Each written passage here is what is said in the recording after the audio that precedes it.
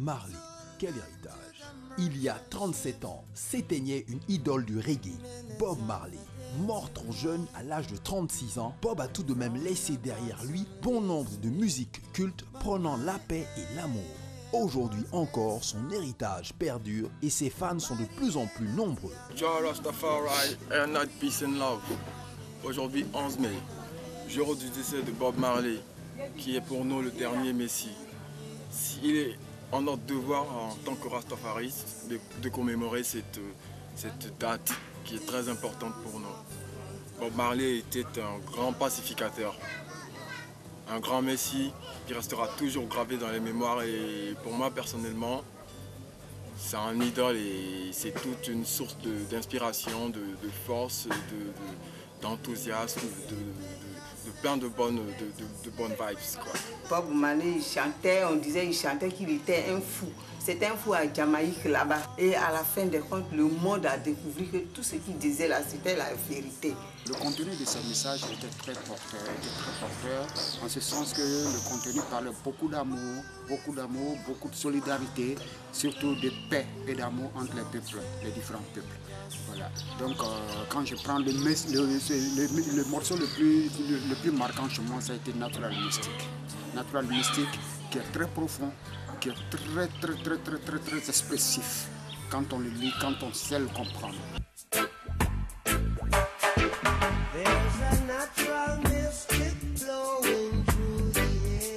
Ce qui m'a beaucoup plu lors de ce concert, la manière de chanter et vraiment quand je rate même, j'ai la chaîne de poule puis je coule l'âme souvent. Bob Marley s'est toujours battu et cette bataille nous la continuons. Jour et nuit, nous mettons à la tâche, rastafaristes ou pas, nous sommes tous conviés à nous battre pour la liberté de tous, pour le droit de l'homme, la liberté d'expression et pour une mentalité, je dirais, nouvelle et paisible. L'héritage Bob Marley laisse aujourd'hui, c'est la paix du cœur. Aujourd'hui, je suis Rasta. Grâce à Bob Marley, j'apprends à toujours pardonner le mal qu'on me fait. L'héritage que Bob Marley laisse au monde entier, c'est l'héritage d'une musique pleine, une musique faite de messages engagés. Et cet héritage, véritablement, est aujourd'hui ventilé, ça et là, par d'autres. Qu'on peut comprendre, qu'on peut considérer comme ses héritiers, dont Steel Pulse, dont Roots. Les Roots, dont également en Afrique ici, nous avons Alpha Blondy, nous avons Tiken Jah Fakoly, nous avons Ismaël Isaac. Naturellement en Afrique du Sud, Feu Lucky Dube. Je peux dire que l'héritage de Bob Marley, la vision de Bob Marley ne sera que pérenne au fil des ans. Dans un monde où les inégalités de développement sont toujours d'actualité, où les conflits minent encore certaines régions de l'Afrique, des chanteurs africains issus d'horizons différents tentent de prendre la relève de leur idole pour rappeler que le reggae est avant tout une musique militante. 37 ans après son décès, Bob Marley reste toujours l'icône de la musique reggae et pour ceux qu'on pourrait appeler ses disciples, Bob Marley reste à jamais un symbole d'émancipation et de liberté.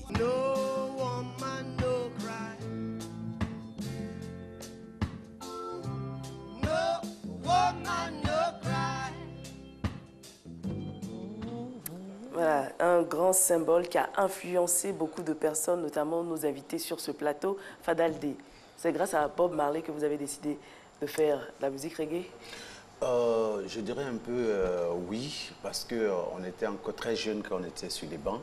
On écoutait Bob Marley sans savoir ce qu'il disait parce qu'il chantait en anglais. Ici, c'est un pays francophone.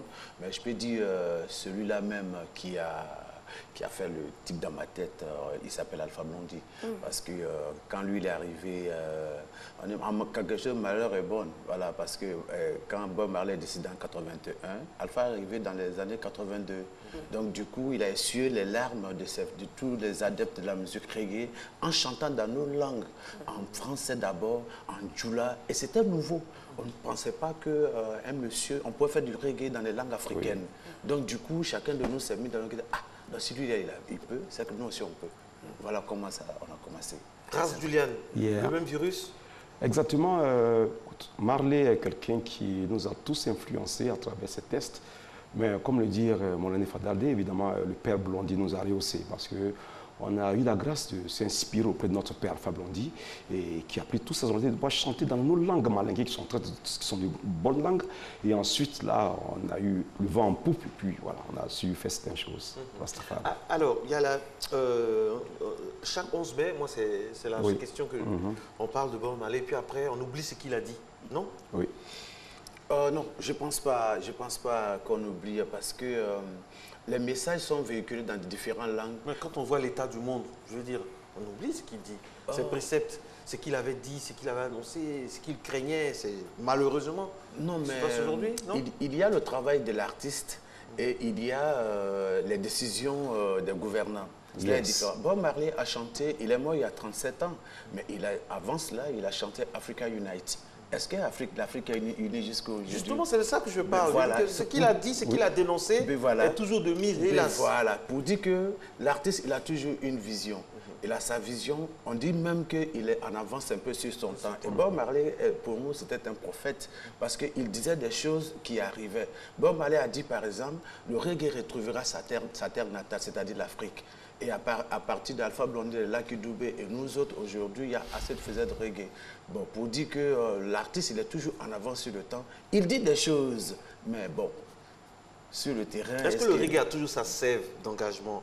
Est-ce que les artistes reggae aujourd'hui ont toujours cette pugnacité à dénoncer sans relâche, sans regarder en arrière? Est-ce que les artistes reggae aujourd'hui ne sont pas plus suiveurs de politiciens que dénonceurs de ce que les politiciens font de mal?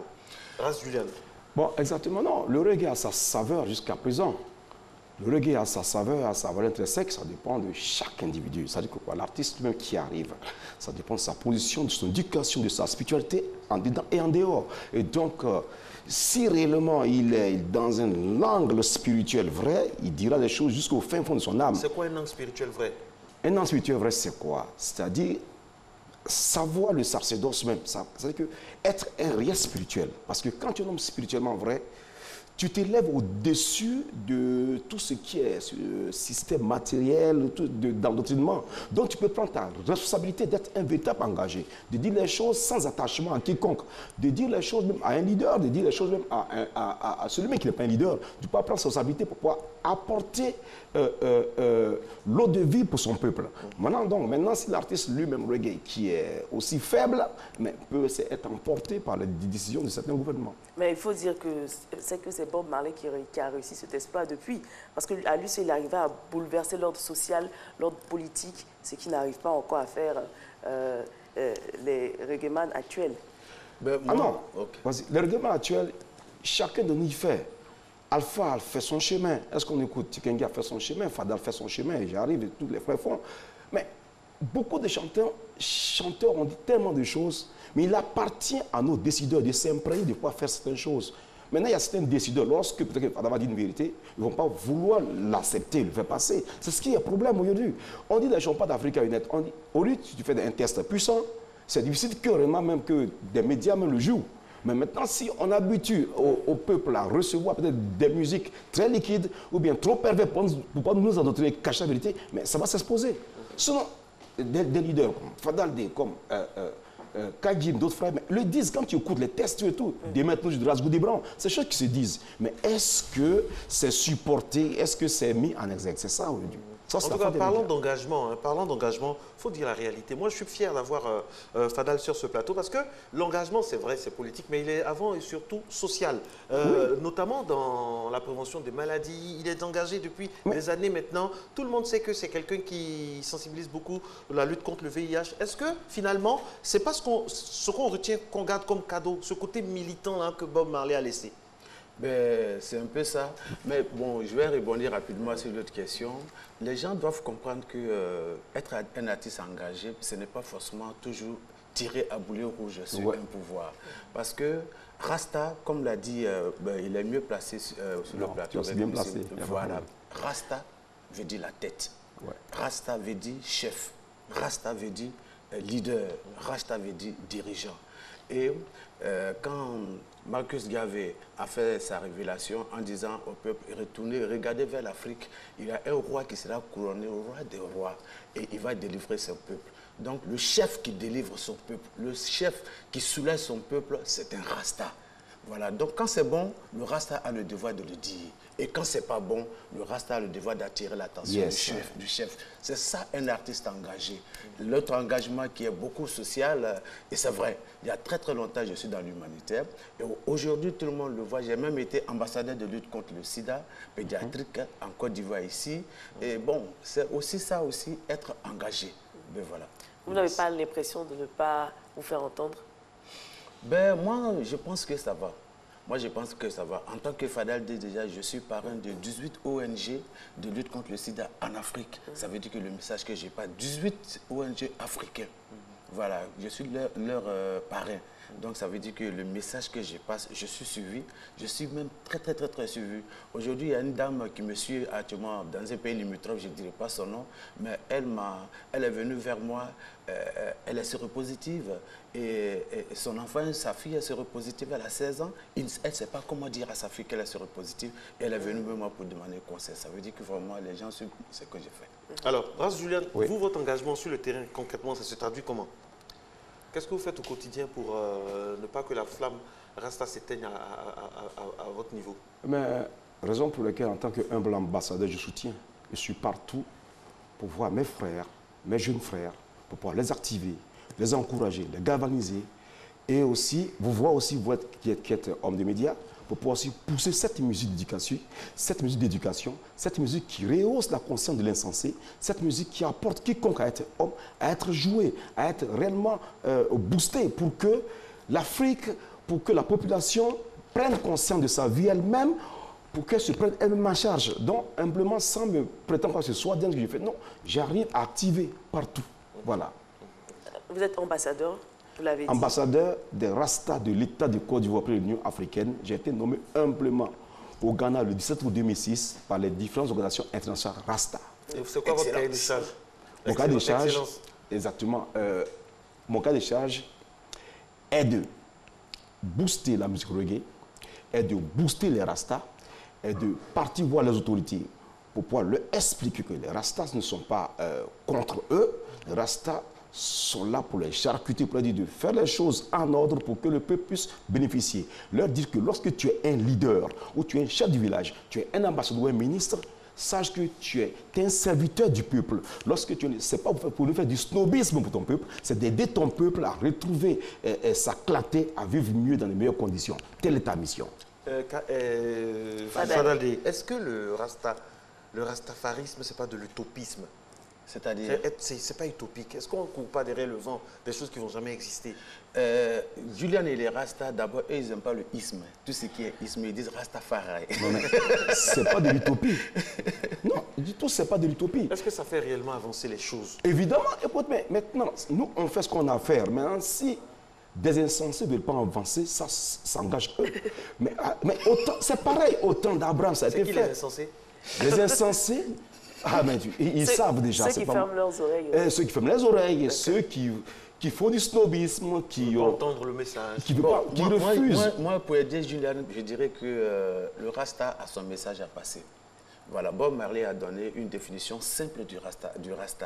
Il a dit le Rasta, c'est celui qui dégage des vibrations positives.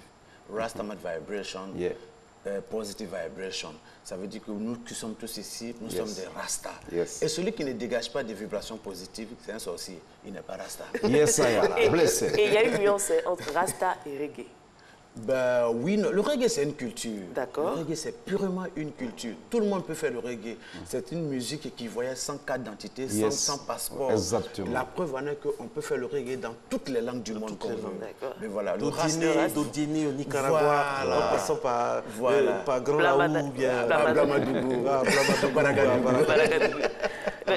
Le rastafarisme, ça c'est autre chose aussi. Non, le rastafari, c'est une foi, c'est une spiritualité.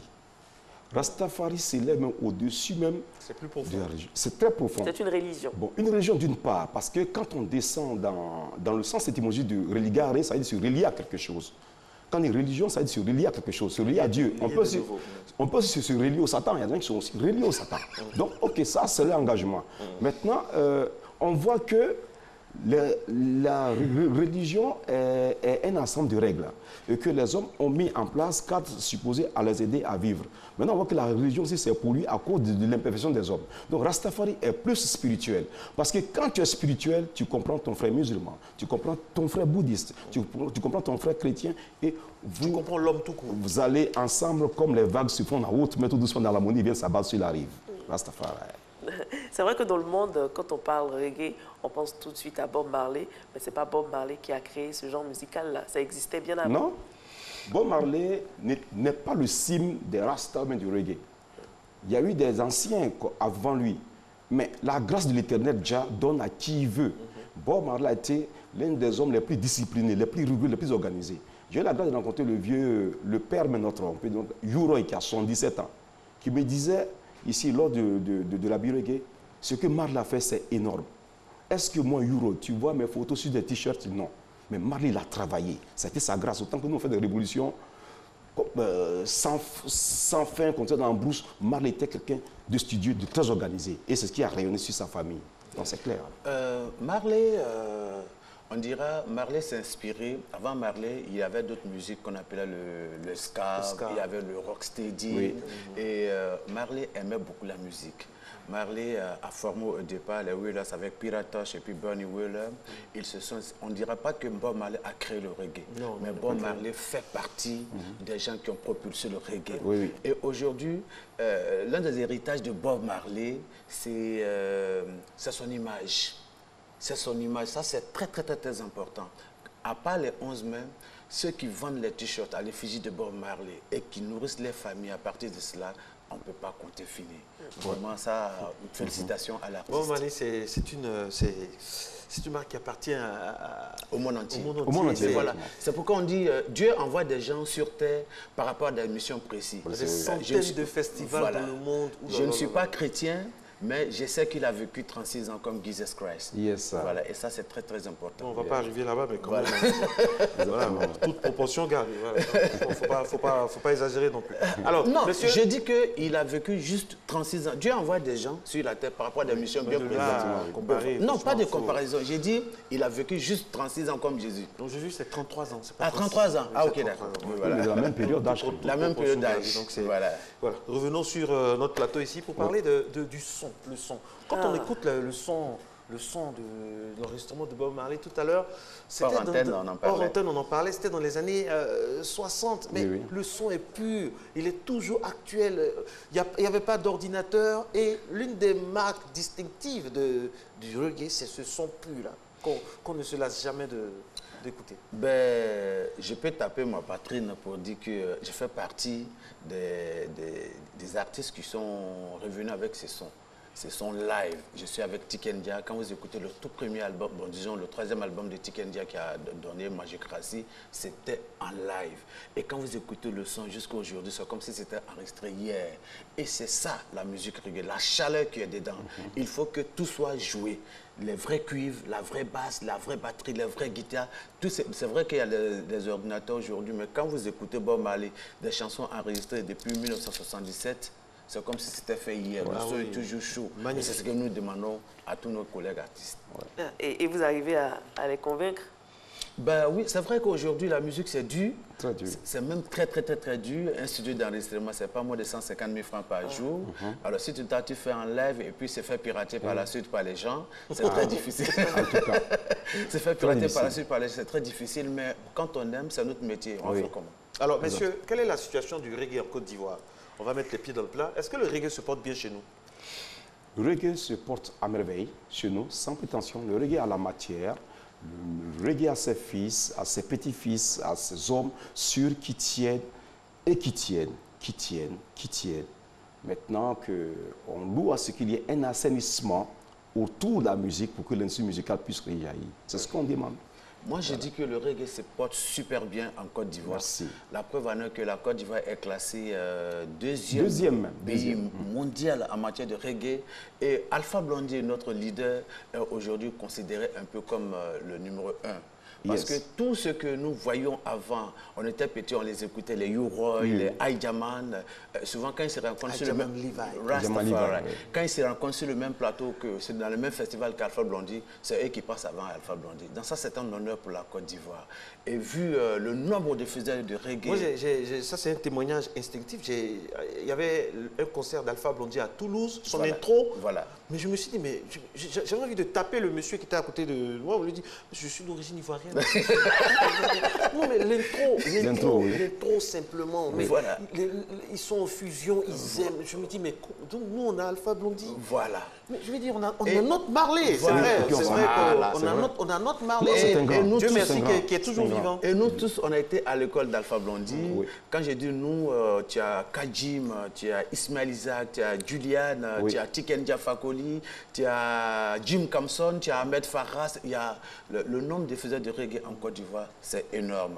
C'est pourquoi j'ai dit que le reggae se porte super bien. Il y a Spyro aussi, mon ami Spyro. Rastafari, c'est mon fils d'ailleurs. Et Ras Goody Brown aussi. Ras Goody Brown, waouh! Ras Goody Brown, pour moi, c'est l'un des meilleurs chanteurs. Kalouja, c'est mon oncle. Voilà. Il est parenté à tout le monde, lui, finalement, c'est la vraie Côte d'Ivoire, le brassage. Ma mère est gourou. Oui, sa maman est gourou. Je suis des Il y a aussi des femmes aussi. Il y a Empress Ruben, Queen Adjoba, qui tiennent encore la flamme. Donc, Kalouja, c'est mon oncle. Donc, ça se passe bien, vous pensez, au niveau du reggae dans notre pays, ça se passe bien? Le reggae, ça se passe bien. Est-ce que la relève est assurée? Elle est vraiment assurée. C'est qu'on dit, il y a la matière. Quand tu vois les jeunes gens qui jouent vraiment la musique, il y a la matière. Ce qu'on demande, c'est aux promoteurs et puis d'assainir un peu le milieu. C'est ce que mon frère dit, parce qu'on investit beaucoup. Le reggae, ce n'est pas du clic-clac-clac. Pardon, c'est pas du quoi? Du clic-clac-clac quoi, je sais pas quoi. C'est pas ça. Ne vous étouffez pas. Non, merci, merci. C'est pas du bruit, vous voulez dire. En tout cas, c'est pas du bruit. Ça se joue. Évidemment, ça se joue. Et le reggae a des dignes ambassadeurs qui ont rehaussé notre drapeau. On demande à ce que ça soit boosté. Moi, j'ajouterais que Julian, il a créé sur le plateau en direct. Attention, déposé. Moi, j'ajouterais que ce qui manque un peu au reggae ivoirien, c'est des véritables festivals. Voilà. C'est vrai qu'aujourd'hui, nous avons un réel festival qui fait honneur à la Côte d'Ivoire. Il y a eu Abi Reggae qui n'a pas eu, malheureusement. Bon, je ne fais pas partie des organisateurs d'Abi Reggae. Je pense qu'ils sont mieux placés pour l'expliquer. Mais je pense que ce sera dommage que ce festival meure. Voilà, parce que... Ça n'a pas eu lieu officiellement. Pourquoi? Vous n'êtes pas dans l'organisation, mais vous êtes proche du... Vous êtes proche. Non, je pense bien que... Qu'est-ce qui s'est passé? Je pense bien que, bon, ils ont... Problème de moyens, peut-être? Non, il y a eu... D'abord, il y a eu l'un des techniciens d'Abi Reggae qui a laissé la chair, qu'on dit qu'il n'est plus que la Minso. Nous avons essayé de revoir un peu pour mieux organiser pour l'année prochaine. Ils vont faire d'abord un concert local. C'est magnifique, Abbey Reggae. Oui, c'est magnifique. Ils vont d'abord préparer un concert local et puis en septembre aussi le faire. Et puis l'année prochaine, ça va être au top. C'est l'occasion pour dire merci au ministre Dosso qui a eu l'idée de créer Abbey Reggae. Si elle suit la télévision, nous souhaiterions lui dire, c'est vrai, c'est difficile, le reggae, ça n'a pas... Mais il est un peu seul, il faut qu'on l'aide aussi quand même. Je disais qu'il s'appelle Moussa. Et quand on dit Moussa, c'est Moïse, donc c'est toi qui as sur ton peu d'Égypte. Donc ça se fait, il y a lui, il y a... Un festival comme Abbey Reggae, il faut que l'État mette sa main dedans. Ah oui, parce que là, on a vu ça, la RTI partenaire, la RTI a soutenu... En 3 ans d'édition... La RTI a fait sa part, parce que la RTI soutient tout ça, mais c'est pas évident, c'est lourd, c'est très lourd. En 3 ans d'édition, on a vu tellement de choses au pays. On a vu le petit-fils de Maxime Mozia Garvey, et puis le colloque surtout, il y a des enseignements énormes qui sont donnés. Oh, on dirait même que juste après la première édition de Abbey Reggae était compté parmi les meilleurs festivals de reggae au monde. Très bien organisé. Voilà, très bien organisé. En tout cas, chapeau aux organisateurs. Parce qu'une fois, je crois il ne faudra pas que ça meure. Le chef de l'État était, le président de la République était en visite officielle dans un pays, et puis on lui a décidé des félicitations. Il dit, mais félicitations. Il dit, pourquoi? Qu'est-ce qu'il y a? Il dit, non, mais il y a Abbey Reggae chez toi. Il dit, ah bon? Ah, mais félicitations. Oui, j'ai appris ça aussi. Vous avez des informations. Il y a Abbey Reggae chez toi, on est venu. Là, le président de la République est tellement heureux. Donc, pour dire que c'est bon, ça apporte au pays. Ça va revenir en puissance. Donc, je dirais que ça manque. Bénédiction au ministre il faut au moins 1, 2, 3 Abbey Reggae comme ça en Côte d'Ivoire pour maintenir vraiment la flamme du reggae. C'est très important. Parce qu'aujourd'hui, les CD, les cassettes, ça ne marche pratiquement pratiquement plus. Et ce qui fait vivre la musique, c'est le live, c'est les concerts, c'est les prestations. Et quand ça manque, vraiment, c'est pas bien du tout. Voilà, vous avez vu pratiquement les temples ont pratiquement tous disparu. Dieu merci que le champion, c'est plus Parker Place encore existe. Ben voilà, donc il faut des véritables festivals pour maintenir la flamme de reggae en Côte d'Ivoire. Et puis un message très fort, il ne faut pas que les différents pouvoirs en Afrique aient peur du reggae. Les reggae makers sont les premiers opposants à des systèmes. Il y en a qui aiment le reggae quand ils sont dans l'opposition, maintenant qu'ils sont au pouvoir. Mais voilà, il ne faudra pas qu'ils aient peur, parce que c'est des conseillers. C'est ça le problème. Les faiseurs de reggae, c'est les conseillers des pouvoirs. Quand vous prenez le temps d'écouter les textes, ça peut vous aider à être un très bon leader. Pourquoi tant de violence dans le reggae? Peter Tosh a été assassiné, Lucky Dube a été assassiné. Parfois, il y a la violence aussi. Non, il y a la violence parce que c'est ce que Fadi vient de dire. Parce que certains leaders ont peur. Mais ce n'est pas de quoi ont-ils peur. Le reggae, c'est la clarté, c'est la pureté. Donc, on te dit, construis bien ton pays avec ça. Si tu es au devant du pays, on te dit, bon, fais ça pour que ton peuple sorte au moins de l'impasse. C'est ce qu'on te dit. Maintenant, si tu as peur de quoi? Tu as peur parce que tu n'es pas sincère avec toi-même, donc tu vas avoir peur. Donc, on te dit réellement ce qui est vrai. Le reggae, c'est un sacerdoce, comme dit mon frère. C'est le message. Moi, j'ajouterais qu'il n'y a pas de violence dans le reggae. Il y a les problèmes de personnes, restent les problèmes de personnes. Lucky Dube a été assassiné par des racistes. Voilà, ils ont même dit, ces assassins, quand on leur a posé des questions, on l'a pris pour un Nigérien. Voilà, donc ils n'ont même pas su que c'était là qu'il a été assassiné par des assassins. Peter Tosh aussi? Peter Tosh, c'était aussi des problèmes de personnes. C'est différent. Le reggae, c'est peace and love.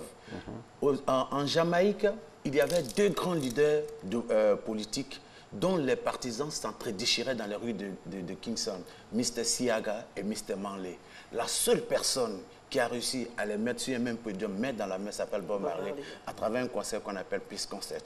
Voilà, donc le reggae, c'est non-violence, c'est peace d'abord. Maintenant, pour ajouter aussi ce que mon frère dit, c'est vrai, comme on dit Peter Tosh, mais maintenant c'est le système.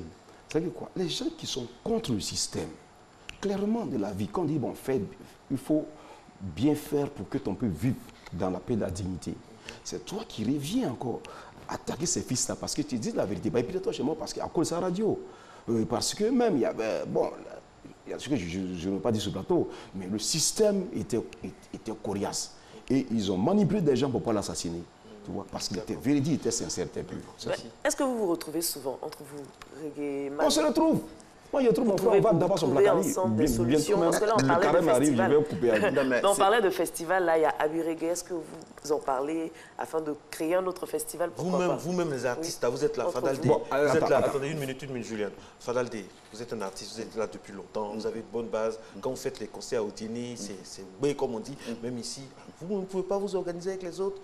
Il faut que le ministre aussi laisse ses attributions pour venir organiser. Il faut aussi prendre vos responsabilités. Non, je veux que ce soit Fadal. Non, attendez une minute. Non, mais le Rasta, c'est la excuse-moi. Fadal n'est pas un promoteur. Oui, Fadal n'est pas un promoteur. Il y a des promoteurs ici. Je sais que Fadal n'est pas un promoteur, mais Fadal, c'est un chanteur. A un charisme. Fadal a un charisme, c'est un artiste. Fadal n'est plus un chanteur simplement, c'est une marque. C'est une marque. Fadal D peut faire une pub et amener des gens à changer de comportement. Donc Fadal peut se lever avec son réseau, avec ses moyens et créer quelque chose aussi. Ce n'est pas interdit. Ce n'est pas interdit. Et je suis totalement d'accord avec toi. En même temps, comme le disait Juliane, l'artiste, quand tu sors dans ton carnaval d'artiste, si tu ne fais pas attention, ce n'est pas bon. Bob Marley n'a jamais créé des festivals. Ni Peter Tosh, ni qui que ce soit. Même le grand frère Alpha Blondy a essayé ici avec son Festa. Il s'est cassé la figure. Parce que nous sommes des créateurs. Nous sommes dans notre domaine. Les grands Johnny Hallyday, là, ils sont là, ils n'ont jamais créé des festivals. Il y a les promoteurs, comme l'a dit. Mais en même temps, on peut s'essayer. Ils n'ont jamais créé, mais peut-être qu'ils ont inspiré. On n'est pas là. Voilà, mais en même temps, où je suis d'accord avec toi, quand on a les moyens qu'il faut. Parce qu'aujourd'hui, pour faire un grand festival, ça demande beaucoup de moyens. Et même le ministre Dosso au départ, qui a dit qu'il est fait pour son propre plaisir. Aujourd'hui, je ne dirais pas qu'il a jeté l'éponge, mais l'union fait la force. Si vous mettez ensemble. Et puis, ce n'est pas forcément pour créer un festival même. C'est l'habit reggae qu'on a, on peut le consolider à travers l'union, la solidarité. On se dit, bon, ok, cette année c'est un peu dur, monsieur le ministre, voilà ce qu'on vous propose. On veut que ce soit comme ça, nous, nos cachets, on va, voilà, essayer de réajuster les choses, quoi, non? C'est pas possible. Vous êtes une personnalité, vous connaissez du monde, vous avez un carnet d'adresses bien garni. Vous également, vous êtes ambassadeur. Parce que ça fait mal que Habit Reggae n'ait pas eu lieu cette année. Moi, ça me fait mal, ça me choque, ça me chagrine. Et puis, Il ne faudrait pas que ça se fasse mal. Juliane, s'il vous plaît. C'est une réorganisation. Juliane, s'il vous plaît, vous avez parlé de promoteurs. Aujourd'hui, Magic System, ils ont un festival. Ce sont des artistes. Ils ont voulu faire un festival. Vous également, vous pouvez le faire sans forcément être promoteur. Oui, on le sait qu'on peut le faire sans forcément être promoteur, mais nous, on regarde les choses. Le reggae, c'est une musique lourde. Ce n'est pas une musique de complaisance. Et ceux qui ont la grâce de faire le festival ont beaucoup d'alliés. Et nous, quand on vient, il y a trop de jaloux, il y a des gens qui ne nous aiment pas. Donc le reggae, jamais il te coule. Quand tu fais tes trucs, j'arrive. J'arrive d'abord. Non, il n'y a pas une musique lourde, il n'y a pas une musique légère. Si. J'arrive. Concrètement. Ce n'est pas une affaire de problème de personne. Non, le reggae, quand tu le fais, moi, le père Alpha Blondy, quand il fait son festival, il y avait des productions qui venaient sur le festival. Mais ça coulait le festival. Chaque fois, ici, en Guadeloupe, quand tu fais des choses, il faut que tu sois un producteur pour que tu puisses avancer. La politique à tout prix. Donc, c'est pour ça qu'on dit unissez-vous en oui, vous. On va il n'y a pas de politicien entre vous, normalement. Donc, unissez-vous. Si vous êtes unis, si vous êtes solidaires. On est unis. Nous sommes unis. Rien ne pourra vous arrêter. Si Fadal Day, Alpha Blondy, Serge Kassi, parce que je ne sais pas pourquoi, depuis la politique fait qu'il y a des noms que vous ne citez pas ici, ça me fait mal. Serge Kassi, personne, il fait partie aussi de Tikenja. Il faut citer son nom, ce n'est pas parce que les gens sont hors du pays. On va les oublier. Donc, le Rasta aussi, c'est le partage, c'est aller au-dessus des clivages politiques. Mais nous, on va au-delà de ça. Soyez unis, quoi. Soyez unis. Maslin, peut-être qu'on ne s'est pas compris dès le départ. Sinon, moi, depuis là, j'ai même décrit le premier album de Tikenja. J'ai parlé de Tikenja. Mais honnêtement, Serge Kassi, moi, je n'ai pas de problème, mais on l'a un peu oublié quand même. Voilà. Honnêtement, dans le domaine de la musique, il s'est fait un peu oublier. Donc, du coup, on ne le voit pas pour moi. Sinon, moi, je n'ai pas de problème avec si vous êtes unis, au fait, ce qu'on veut dire, c'est que si vous êtes unis et que vous transcendez les barrières politiques, les clivages, vous pouvez aller au-devant de n'importe quoi. Non, c'est que Juliane est en train de ressortir, on l'a déjà dit sur le plateau, la musique reggae est une musique qui fait peur. On n'a qu'à le reconnaître. Ce n'est pas du zouglou, ce n'est pas du coupé décalé. Ça fait peur. Non, ça fait peur comment? Le zouglou est assez aussi. Le zouglou fait peur aussi. Le zouglou dénonce. Non. Le zouglou ne dénonce pas comme le reggae. Il faut les Non, le zouglou dénonce ça. Non, je n'ai pas dit que le zouglou ne dénonce pas. Je dis que le zouglou ne dénonce pas comme le reggae. Le zouglou n'est pas rude et rough comme le reggae. Ça, je vous l'affirme. Vous écoutez des chansons comme Tikenja qui était président voleur. Oui, mais il y a Yodel Siro qui chante Yamaché à Bata, Madame la Présidente, ne faut pas ton marché à Paris. Donc voilà, il y a le même ton corrosif. Ok, tout ça c'est bon, c'est bien. Alors, moi, ce que je vous dis pour terminer, quand on dit reggae, parfois c'est assimilé à... Mais si je vous laisse poser la question. Alors... C'est assimilé à... ça sortir de ça. Effectivement. Pourquoi très souvent on assimile le reggae au cannabis? Pourquoi vous soupirez avant de répondre? Ça veut dire en langage gestuel, ça veut dire en langage corporel, ça veut dire que ce que vous allez dire là, vous êtes en train de calculer. Non, ça me fait peur. Non, pas du tout. Pourquoi ce soupir là? Moi, par exemple, vous savez, Dieu ne fait rien au hasard. Le monsieur qui est assis à face de moi, Julian, nous sommes ensemble depuis qu'on est petit. Ouais. Depuis, on marchait pour venir à la RTI, à la télévision, à la radio pour faire Allocodrome ensemble. Au départ, il était manager. C'est moi qui lui ai dit, essaie de faire la musique aussi, parce que tu es un joli garçon, etc. Je lui ai dit, au départ, on le prenait pour un Congolais, tellement il était beau. On était tout petit. Mais voilà. Pour te dire qu'il n'a jamais fumé, moi aussi, je n'ai jamais fumé. Je n'ai jamais pris, même de l'alcool. Donc, dès le début de ma carrière, j'ai décidé de faire une différence. D'abord, amener la gente féminine à aimer le reggae. Oui. Rendre le reggae sexy. En tout cas, amener la gente féminine. C'est pourquoi, à mes débuts, j'avais une coiffure avec des perles et je chantais beaucoup. On dit que vous êtes un tombeur, vous avez un palmarès, c'est vrai? Vous êtes casé maintenant? Non, je suis l'un des rares reggae makers qui est aimé par les femmes. Et ça, Dieu ne donne pas à tout le monde. Et je suis fier de cela. Ah bon? Oui. Vous vous basez sur quel sondage? Parce que, comment on appelle, toutes mes chansons, quand je fais un concert, s'il y a 10 personnes dans la salle, il y a au moins 8 ou bien 9 femmes. Mais voilà. Quand même. Merci, on savait pas. Et avec des chansons comme on n'avait pas cette information. Yenena Adjafuru, Amajami Yenena Adjafuru, Djougou son père, ou bien Baraki Seiko Kadigné. Et ce côté, c'est des chansons qui ont fait. Et j'ai pensé pour Larry Sheik aussi. Larry Sheik. Oui, voilà. Faut pas oublier, je ne suis pas comme vous, j'oublie pas les artistes. Ils sont nombreux, on ne peut pas dire. Moi, j'ai cité les Ahmed Farah, tout ça ici. Ahmed Farah, Serge Kassi, le grand frère qui regarde de Paris, on le salue. C'est Jean, Rastafari, si tu nous suis depuis Paris. Pablo Youa. Vous allez venir. Pablo Youa, Bella Simon. Bella Simon, saluez-les tous. Soyez unis et puis même quand il y a des soucis, aidez aussi les autres. Moi-même, je dirais que l'unité, c'est pas force, c'est dans les actes. Et je suis d'accord avec toi. L'unité, c'est dans les actes. L'unité, c'est dans les actes. Chacun peut avoir son bon. Prenez des nouvelles de ceux qui sont loin de vous, des artistes. Bien sûr. Chacun peut Prenez des nouvelles de Serge et des autres qui ne sont pas là. Mais quand il s'agit de musique, soyons unis, c'est très important. Et la vraie union, c'est ça qui fait la force de ce magnifique pays-là que nous servons également chaque matin, du lundi au vendredi. Merci beaucoup. Très, très bon week-end à toutes et à tous. Nessie. Oui, le week-end, aujourd'hui c'est vendredi. Vous avez entendu le reggae, c'est pas l'herbe. Donc attention. Attention à Faites 3, attention à vous. 3, 2, 1, ja! Rastafari. Bon week-end. De là, j'ai pas rabouaqué.